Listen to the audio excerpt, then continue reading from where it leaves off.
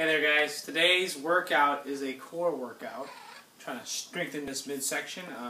In a previous video I talked about drawing in your stomach. I can't remember which video it was. You want to focus on exhaling, drawing in your belly button and creating a tight vacuum in your stomach.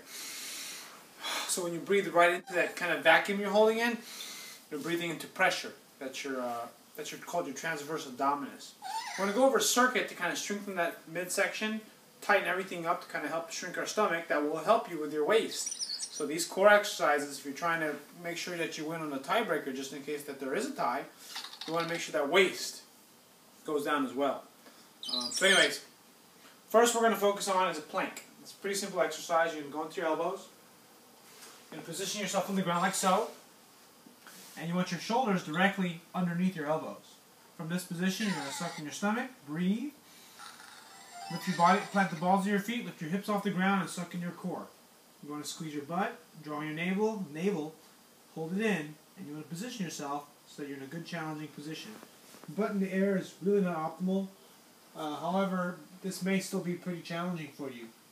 Second idea of doing this is you can do them on your elbows. This is another progression. In regression, make it easier. Sucking in your stomach, holding it in, and breathing. Okay, so that's the first exercise of the circuit I'm going to teach. You're going to hold that for 30 seconds. Second exercise is going to be a floor cobra. You're going to go onto the floor like so. And it's almost like you're skydiving. You're going to squeeze your legs so your knees come off the ground. Your butt is tight. You lift your legs, your arms off the ground. Keep your chest tall. Pull your chin down and suck in your stomach. You're going to hold this position for 30 seconds as well. Inhale, exhale, and breathe. Make sure you don't hold your breath. These exercises have a tendency to make you want to hold your breath. But make sure you breathe,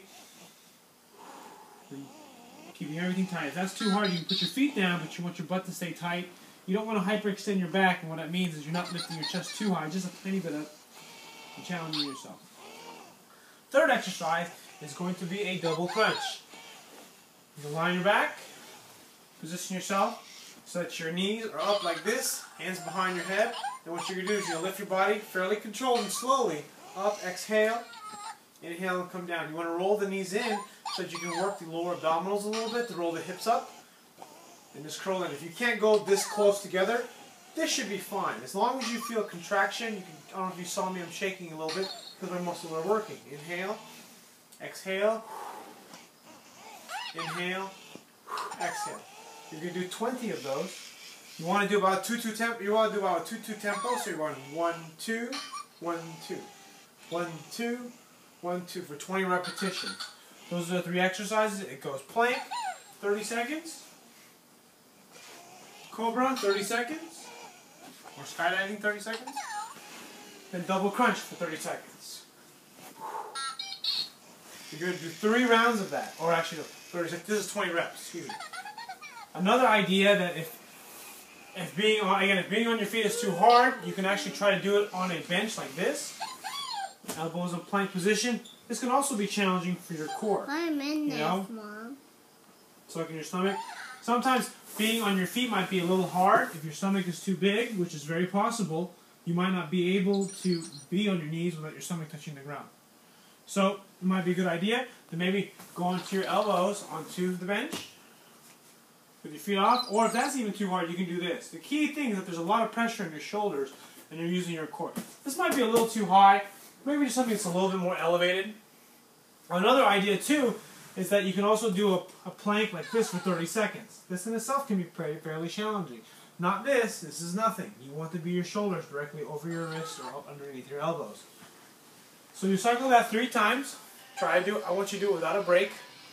After that, what you're going to do is our favorite box squats. Don't worry, we're not going to do too many. Just 3 sets of 15. Pushing the knees out, sucking in the stomach. Squat, come back up. Squat, come back up. Chris mentioned that his knees were bugging him. That when he did the squats, to remember that sometimes if you have your knee buckling in, that will cause some knee shear and irritate the knees a little bit. So make sure that you really push your hips back. You stick your butt back. And you're really pushing your knees apart, trying to create torque with your feet to use the hips. I'll show you from the side with the box here. Sticking your butt back.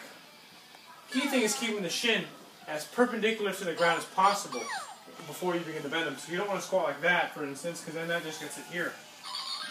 You want to emphasize using the hips back here. Okay, so 3 sets of 20. Take the breaks that you need.